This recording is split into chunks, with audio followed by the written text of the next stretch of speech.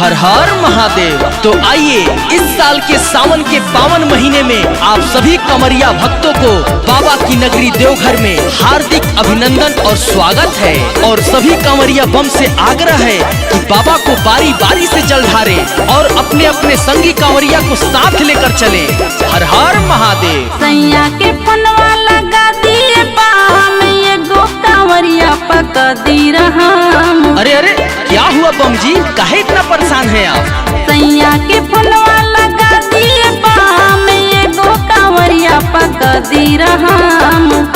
कि सैया मोर छोड़ दिहले, कि राजा मोर छोड़ दिहले, हाथवा भुलाई गईनी। हाँ कि राजा मोर छोड़ दिहले, हाथवा भुलाई गईनी। हाँ हर हर महादेव। एक आवश्यक सूचना, इस बार की श्रावणी मेला 2 साल के बाद लगने की वजह से काफी भीड़ है और बहुत दूर दूर से कांवरिया बम लोग बाबा के दर्शन करने आए हैं। इसी भीड़ में एक महिला बम बिछड़ गई है जो कि हमारे महाकाल सेवा शिविर के पास है और अपना नाम झुलनिया बता रही है। जय जय शिव शंभू। सुल्तानगंज से जलवा लेके संघवा में आईनी हो। बोल बम बोलत राही, हथवा छूटल भुलैनी हो। टेंशन ना लीजिए बम जी, बाबा सब दुख दूर करेंगे। सुल्तानगंज से जलवा लेके संघवा में आईनी हो। बोल बम बोलत राही, हथवा छूटल भुलैनी हो। कैसे के नमवा बताइए बाम, कहते आवेला हमरा सराम। कैसे के नमवा बताइए बाम, कहते आवेला हमरा सराम।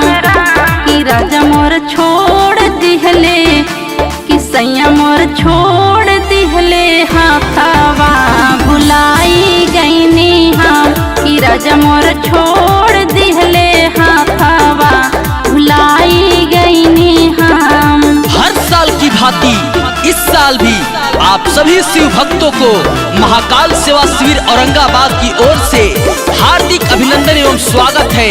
और हमारे महाकाल सेवा शिविर में आप सभी शिव भक्तों को झुमाने के लिए दूर दूर से कलाकार आए हुए हैं, तो आप सब भजन का आनंद उठाइए। हर हर महादेव। कैसे के घरवा जाई हम, लागत नहीं खे पाता हो। सैयों हमारे परेशान होई है, हमरा त ऐसन बुझाता हो। रोइए मत बम जी, बाबा पे भरोसा रखिए, सब ठीक होगा। कैसे के घरवा जाई हम, लागत नहीं खे पाता हो। सैयों हमारे परेशान होई है, हमरा त ऐसन बुझाता हो।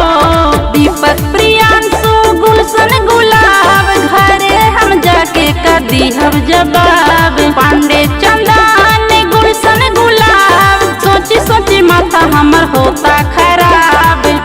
कि राजा मोर छोड़ दिहले, कि सैया मोर छोड़ दिहले, हाथवा भुलाई गईनी। हम कि पिया मोर छोड़ दिहले, हाथवा भुलाई गईनी। हम अरे जा ये दादा, कहाँ चल गई रहलू है? तहरा के खोजत खोजत परेशान हो गई और तू यहाँ आके बैठल बाड़ी।